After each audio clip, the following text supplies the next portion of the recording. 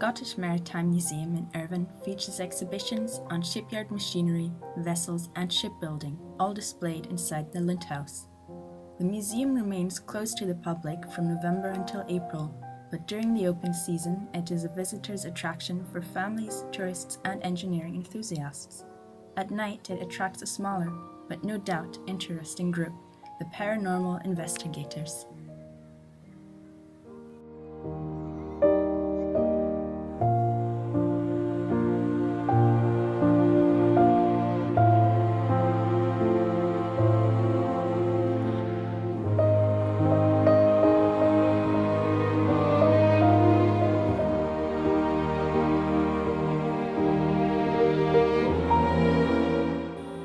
The museum displays several vessels with tragic backgrounds. One of them is the lifeboat TGB, currently under construction. She was involved in the Longhope disaster, which resulted in 8 men losing their lives.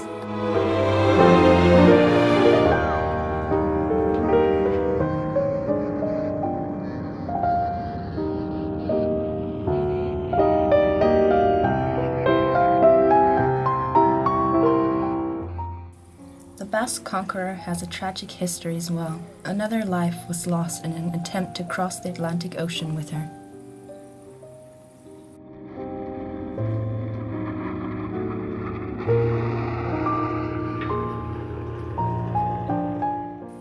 Apart from office and visitor services staff, the museum employs a large number of volunteers, mainly ex-engineers who come in to restore old machinery. When confronted with the question of paranormal activity in the museum, many of them give a very clear answer. No. No, No. Don't believe in Not at all. paranormal activity. We asked other members of staff about possible paranormal activity. I don't believe in paranormal activity full stop, but that doesn't mean that there isn't, and it doesn't mean that people shouldn't enjoy themselves trying to find out if there is. It's just like any other hobby, and people should be entitled to their hobbies. As far as paranormal activity in the museum is concerned,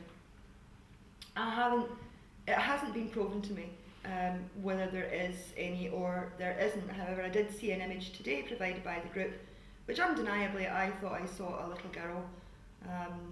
But whether that proves to be paranormal activity or not, that's something different. I would certainly be interested in the outcome though. A paranormal investigation group called the Team Renfrewshire Ghost Hunters recently performed an investigation in the museum. Apart from EVPs, they captured a faint image of what appears to be a little girl in red in the bottom right-hand corner. The paranormal activity that the group are investigating is quite complex because although we have a collection of vessels that have a tragic history, the building is a very old building but actually wasn't built in this site, and what was built in this site we are actually about to investigate ourselves.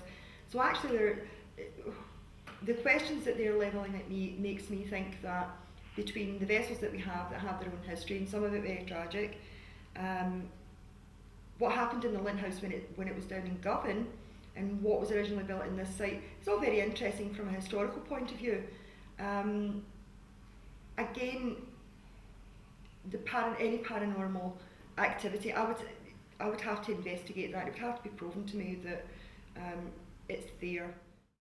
We interviewed the paranormal group and learned that it was the building itself that appeared to be the cause of paranormal activity in the museum. While performing their investigation, the team heard the spirit of a little girl following them and being pursued by the spirit of a man. Screaming for help, and she was following the medium around all the time, and to our amazement, we didn't actually have to use any voice recorder and microphone. We could all hear it with our own ears, and that was how accurate this place was, which had inspired us to want to come back here and do it again, because we've not got a full understanding of this place. There's some things it's not quite fitting, because as Margaret felt as well, was that sometimes I'll get like visions or images in my head as well, and whilst we were doing the investigation, we were out there, I felt at one point this building was like a shell and I couldn't see a roof, and it's as if I was looking up and seeing sky, but then I could see round about me, it just kind of looked like an empty shell of a building. So it wasn't always like this, but when we'd asked Terry, Terry confirmed that this building wasn't always here, this land was something else, there was other buildings here before. And she says as well, it could have possibly been when this place was being reconstructed on this land, there wasn't always a roof on it, all these things weren't always in this building. I think that's around about the time the wee girl was in this building, or on this land, is when the building was a shell and there wasn't a roof. EVP, or electronical voice phenomena, involves the use of voice recorders to capture messages from spirits.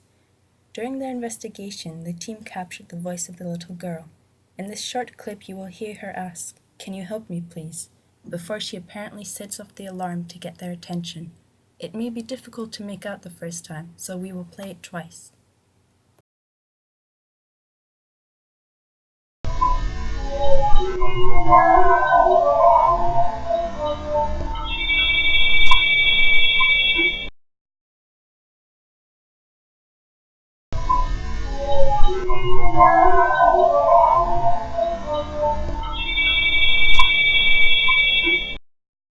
Things have happened, accident, death, murder, all these things during World War, and especially places, sites like that, you're going to get a lot of stuff, because there's a lot of resentment, anger, which is confusing, and it's knowing when spirits have passed over, they've not even realised they've died, and that becomes a residual haunting, which they just a replay constantly over and over and over all the time, and they're just doing the same thing. And then you've got intellectual haunting, when they know they've died and they will interact with you and they're speaking to you and they will be answering questions for you. Whereas I feel with the investigation we've done in here, a young child, she understood what was going on, she was interacting with us, but we feel that the man, he didn't. It would been a replay for him, so it was constantly being played over and over and over. And when things were happening, when the alarms set off, he didn't understand what was going on.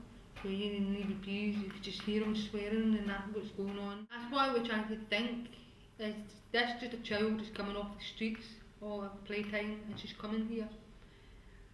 And this man being in this building, maybe he's walking about this place and he's chasing her and whatever is going on. There's lots of children here and there's something going on and they're using this place for something, it's getting used for something else, it's nothing to do with both. It's nothing to do with this at all. So you can't quite figure out what's going on. The Ghost Hunter group are obviously very passionate about their subject. It is a hobby, but I believe it to be something that they're enormously interested in. They obviously have equipment, they have things like public liability insurance. So that all indicates when people spend money, normally they're very, very serious about what they're doing. Is there paranormal activity in the Scottish Maritime Museum? Opinions will always be divided. The Team Renfrewshire Ghost Hunters collected evidence, but how valid is it? It's up to every individual to make up their own mind. I mean, we have to say we are no longer skeptics, okay? But we were. I was very sceptical.